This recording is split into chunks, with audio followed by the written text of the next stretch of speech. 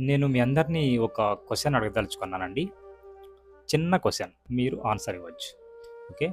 అనుకోకుండా ఈ వీడియో చూస్తున్న మనము హాస్పిటల్‌కి వెళ్తే, అక్కడ ఒక 10 లేదా 15 లక్షలు ఖర్చవుతుంది ఇతనికి ట్రీట్మెంట్ ఇవ్వడానికని డాక్టర్ నిర్ధారణ చేస్తే, ఆ 10, 15 లక్షలు మనకు ఇవ్వడానికి మన స్నేహితులైనా, మన బంధువులైనా, మన నైబర్స్ అయినా ఇవ్వడానికి ఎవరైనా ముందుకు వస్తారు అని మీరు అనుకుంటే, ఒక ముగ్గురు వ్యక్తుల పేర్లు, ఒకరు కాదండి, ఒక ముగ్గురు వ్యక్తుల పేర్లు మీరు కామెంట్ చేయండి. ఆ ముగ్గురు వ్యక్తులు మీకున్నారనుకోండి, మీకు హెల్త్ ఇన్సూరెన్స్ అవసరం లేదు.